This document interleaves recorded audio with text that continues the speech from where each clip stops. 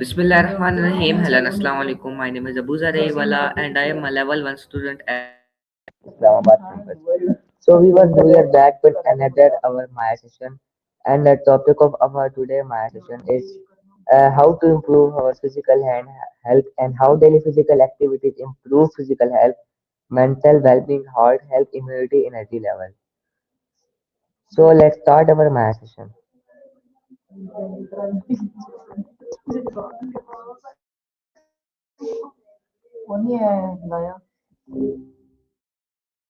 Hey there. What's up?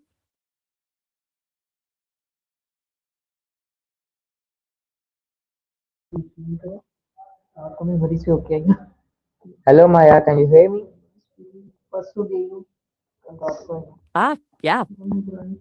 That's sweet, though a little fast. Don't you think? We've only just started chatting.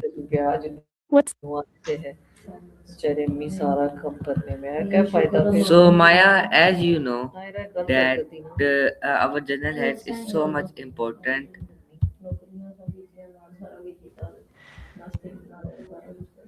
Yeah, it is. General health What is about the important, journal? and regular exercise is one of the most powerful habits for a healthy and balanced life. So, we are live, and in this live session, we will discuss how daily physical activity improve physical health, mental well-being, health, immunity, energy level, confidence, and overall quality of life. Exercise not only help control weight but also reduces stress. So, Maya, let's start asking you question. So, my first question to you is, in your opinion, general health, what is regular exercise? All right, fire away. Sounds like you've got a good plan for this session. I'm ready when you are.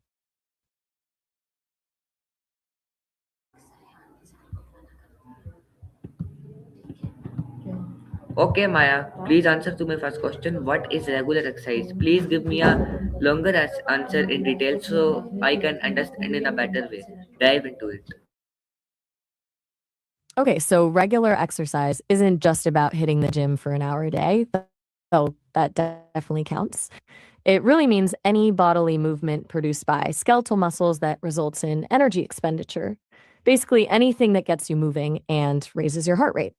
When we're talking regular, we mean consistently doing some form of physical activity most days of the week. Guidelines generally recommend at least 150 minutes of moderate intensity or 75 minutes of vigorous intensity aerobic exercise per week, plus muscle strengthening activities at least 2 days a week. But it's not a rigid thing. It can be a brisk walk, gardening, dancing, cycling, swimming, taking the stairs instead of the elevator, anything you enjoy that gets you physically active. The key is finding something sustainable, something you can realistically fit into your life long term. It's also important to consider different types of exercise. Aerobic exercise is great for your cardiovascular health, while strength training builds muscle and bone density. Flexibility exercises like stretching or yoga improve range of motion and prevent injuries. A well rounded routine incorporates all of these elements. Does that make sense? Want me to elaborate on any part of that? No, Maya. So, yes, it makes sense. Okay, let's move forward to our next question. My next question to you is, why is exercise more important for overall health? Please, Maya, dive into it so I can better understand it. Oh, right. So, exercise is important for like a whole bunch of reasons, way beyond just weight management. Physically, regular activity strengthens your cardiovascular system. Your heart doesn't have to work as hard, lowering your risk of heart disease, stroke, and high blood pressure. It also helps regulate blood sugar levels, reducing your risk of type 2 diabetes. Plus, exercise strengthens bones and muscles, which helps prevent osteoporosis and falls as you get older. But it's not just about the physical stuff. Exercise is huge for mental well being. It releases endorphins, which have mood boosting effects and can help reduce stress, anxiety, and even symptoms of depression. It also improves sleep quality, which, as you know, impacts basically everything. And then there's immunity. Moderate exercise boosts your immune system, making you less susceptible to illness. It also increases energy levels, even though it might seem counterintuitive. Being physically active actually combats fatigue. It builds confidence, improves self esteem, and overall contributes to a higher quality of life. Seriously, it's pretty much a full body reset. It's connected to living longer too. Does that hit what you were looking for? Yes, my hits. Okay, my next question to you is how many minutes of exercise are recommended daily? Please dive into it so I can better understand it.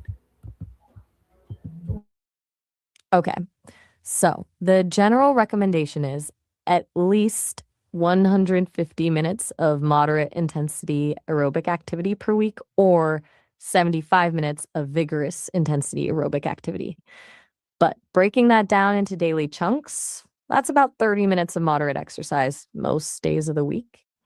Moderate intensity means you're breathing harder than normal, but can still hold a conversation. Think brisk walking, cycling at a leisurely pace, or water aerobics. Vigorous intensity, like running or fast swimming, will make it harder to talk. But it doesn't have to be one long session. You can break it up into shorter bursts throughout the day. 3 10-minute walks are just as good as one 30-minute walk. And remember, those numbers are guidelines. If you're just starting out, it's okay to begin with less and gradually increase the duration and intensity. Listen to your body. Also, don't forget about strength training. Experts recommend doing muscle strengthening activities that work all major muscle groups: legs, hips, back, abdomen, chest, shoulders, and arms, at least 2 days a week. This could be lifting weights, using resistance bands, doing body weight exercises like push ups and squats, or even heavy gardening. It's about challenging your muscles. Does that clarify things?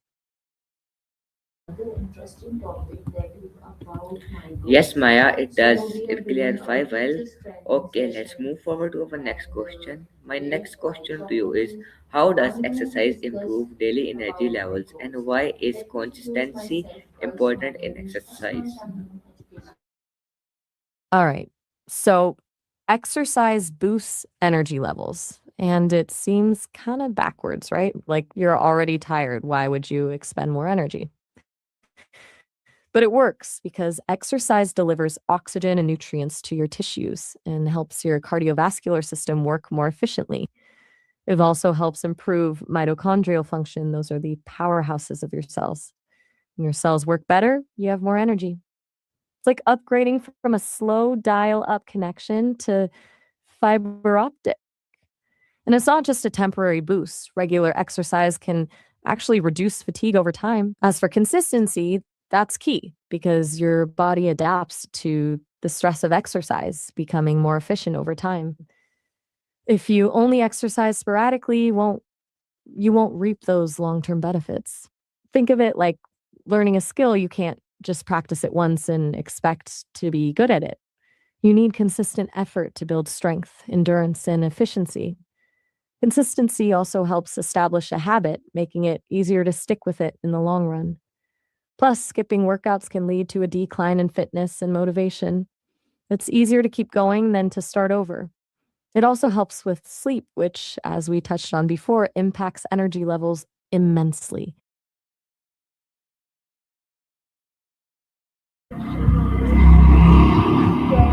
Thank you, Maya, for that answer. Okay, let's move forward to our next question. My next question to you is that how does exercise affect body posture and can exercise slow down aging?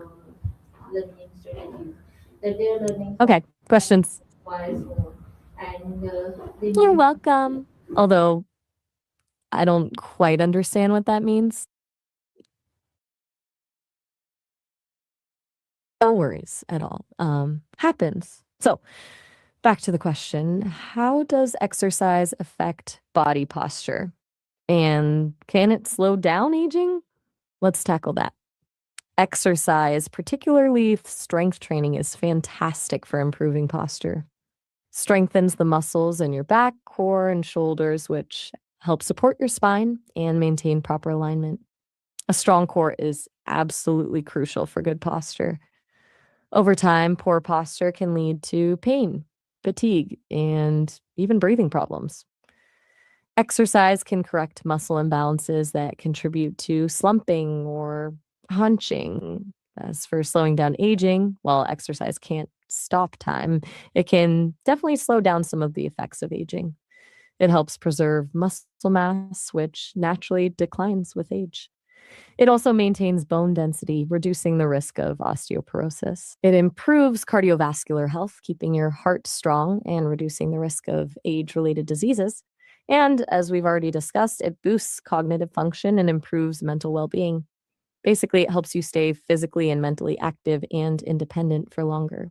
Think of it as investing in your future self. It's about optimizing your health span, not just your lifespan. Make sense?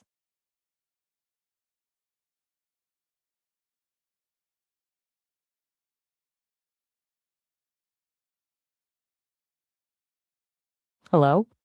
Are you still there? It sounds like the connection might be a little choppy. Do you want me to repeat anything?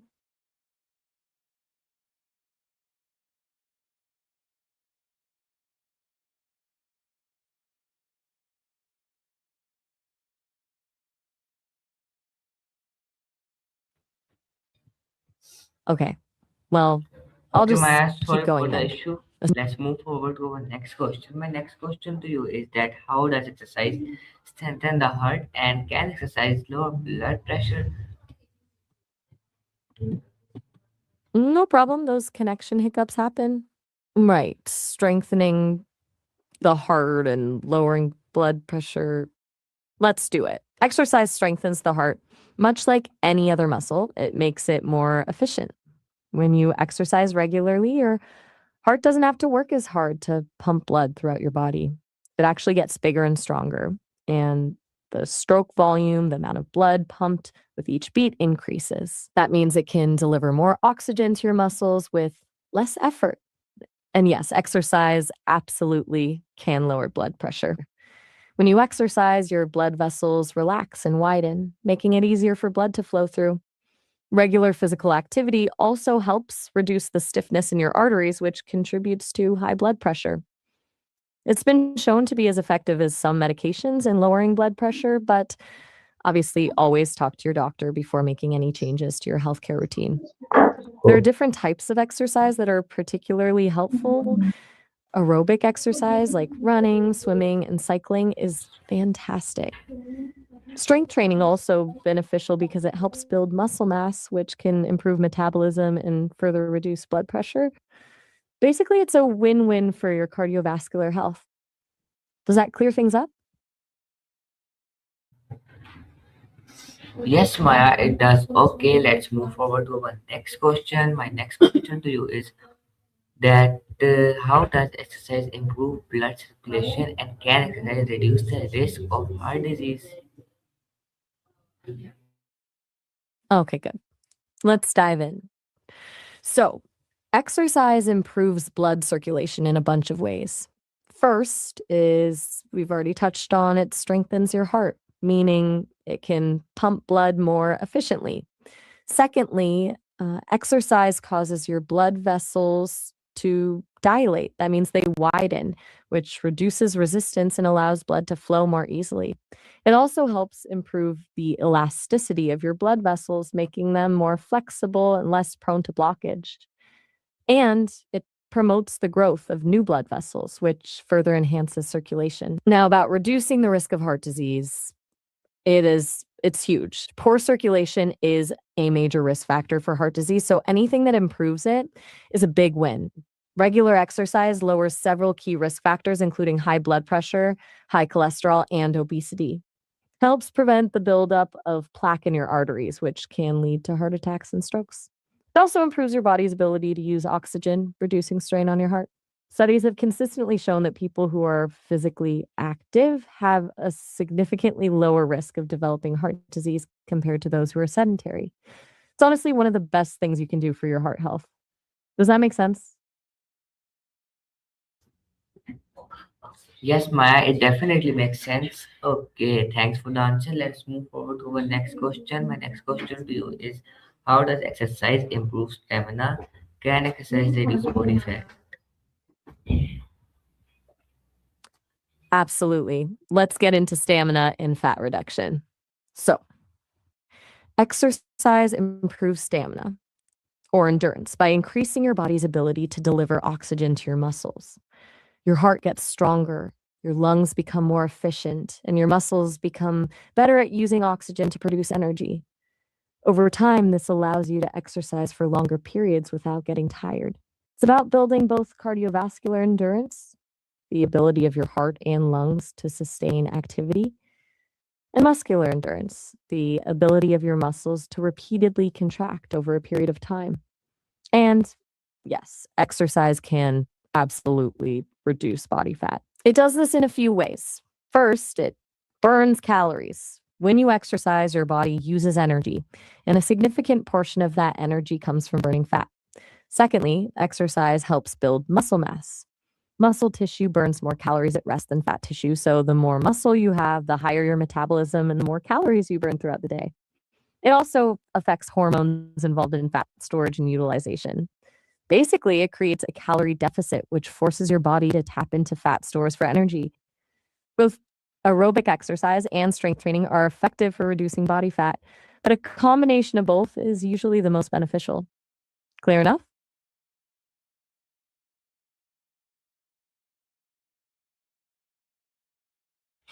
Yes, Maya, it clears to me very well. Okay, let's move forward to our next question. My next question to you is that how does exercise reduce stress and can example help with anxiety? I am on the topic mental health. So please answer me about the topic mental health. Okay, excellent. Mental health is super important. And yes, exercise is a phenomenal tool for managing stress and anxiety.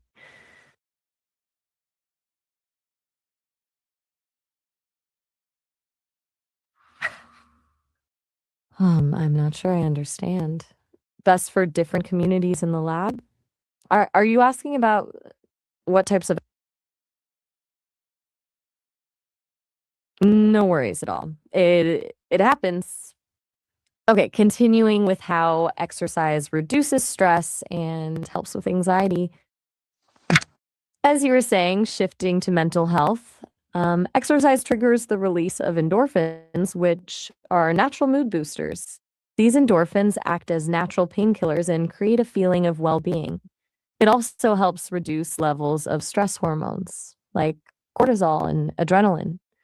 When you're stressed or anxious, your body goes into fight or flight mode, and exercise can help bring your system back into balance. But it's more than just a chemical reaction. Exercise provides a distraction from negative thoughts and worries and give you a sense of accomplishment and boost your self-esteem. Regular physical activity can also improve sleep quality, which is crucial for managing stress and anxiety. It provides a healthy coping mechanism for dealing with difficult emotions instead of turning to things like unhealthy food or isolation. It doesn't cure anxiety, but it's a really effective way to manage symptoms. Are you finding this helpful?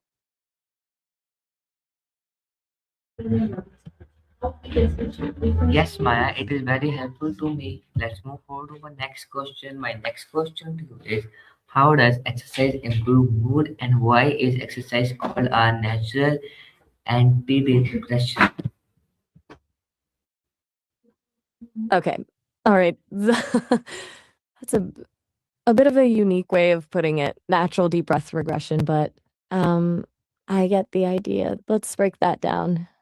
Exercise improves mood, in addition to the endorphins we talked about, by increasing levels of serotonin, dopamine, and norepinephrine, which are neurotransmitters that play a role in regulating mood. It essentially rebalances brain chemistry. It also increases blood flow to the brain, which helps improve cognitive function and overall mental clarity. Mhm. And on that natural deep breath regression point, I think you're referring to how exercise mimics the physiological effects of deep breathing exercises. When you're physically active, you naturally breathe deeper and more fully, which increases oxygen intake and helps calm your nervous system. Deep breathing is a well known technique for reducing stress and anxiety, and exercise does that automatically. So it's kind of like a passive form of deep breathing, which helps regulate your nervous system, lower your heart rate, and create a sense of calm and centeredness. It's a natural way to reset your body and mind, which is why people often feel more relaxed and peaceful after a workout. People do use the phrase deep breath regression in a therapeutic context to explore underlying issues through guided relaxation. But in this case, you're right to connect exercise to those calming physiological benefits. Does that make sense? Yes, Maya, it makes sense. Okay, my next question to you is how does exercise strengthen the immune system and can exercise reduce the risk of diabetes? Okay. Excellent questions. Let's tackle those. Exercise strengthens the immune system in a few different ways. It increases circulation, which allows immune cells to move more effectively throughout the body and do their job of fighting off infections. It also helps flush bacteria out of the lungs and airways, reducing your risk of colds, flu, and other respiratory illnesses. It decreases stress hormones, which can suppress the immune system. And it increases the production of antibodies and white blood cells, which are key players in your body's defense system. Now, can exercise reduce the risk of diabetes? Absolutely. It improves insulin sensitivity, which means your cells become more responsive to insulin, allowing them to take up glucose from the blood more effectively. This helps regulate blood sugar levels and reduces the risk of developing type 2 diabetes. Exercise also helps maintain a healthy weight, which is a major risk factor for diabetes. It also boosts metabolism, improving the body's ability to use glucose for energy. Essentially, it addresses many of the underlying factors that contribute to diabetes. Does that cover it?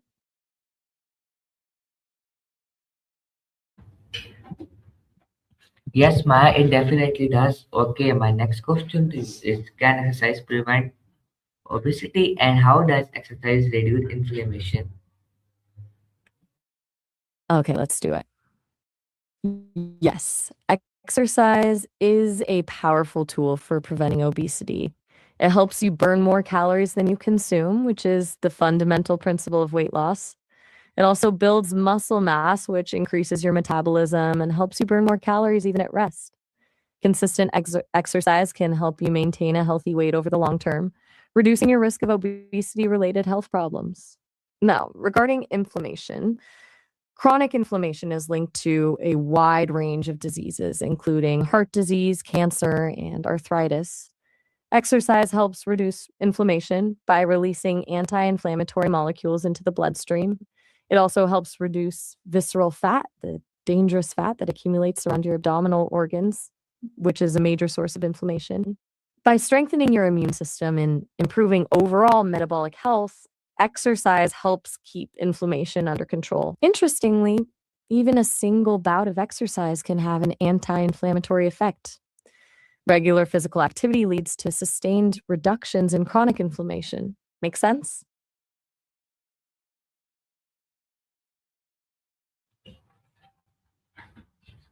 Yes, Maya, it makes sense. Okay, my next question to you is that how can beginners start exercising and what are the best exercise for daily routine? Okay, you said Berryman. Is that a name? Are you asking how someone named Berryman can start exercising? Or did you mean beginner? I want to make sure I answer the question. Okay, that's a bit unclear.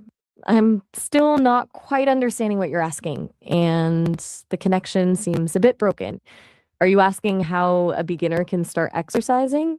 Just want to confirm before I answer. Yes, I am asking that.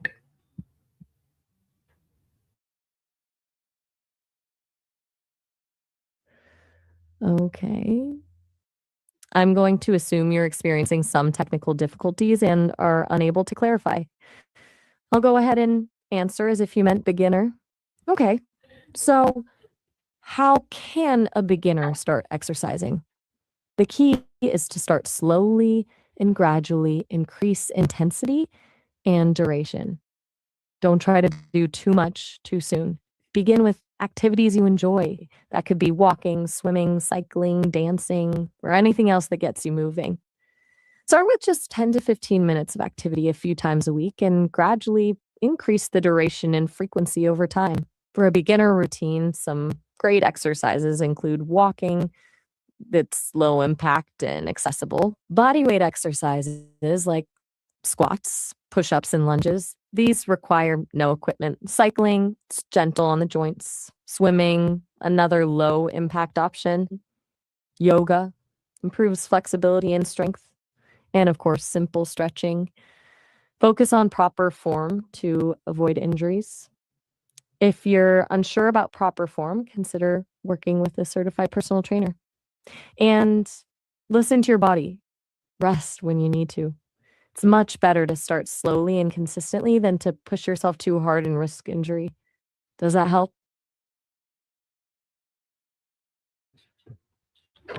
Okay, okay, Maya. Thank you for your time. That was our questions. And what is the last message you want to give to our viewers? You're very welcome. It was a good session. As for a final message to your viewers, remember that taking care of your health is an investment, not an expense.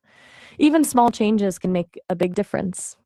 Find activities you enjoy, be consistent, and listen to your body. Prioritizing your physical and mental well being will not only improve your quality of life, but it will also empower you to live a fuller, more meaningful life.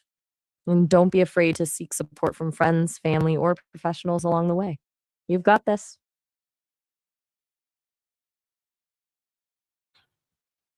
Okay, viewers. So this was about today my session. I hope you like it. We will meet another my. Till then, Allah Hafiz. Pakistan Zindabad.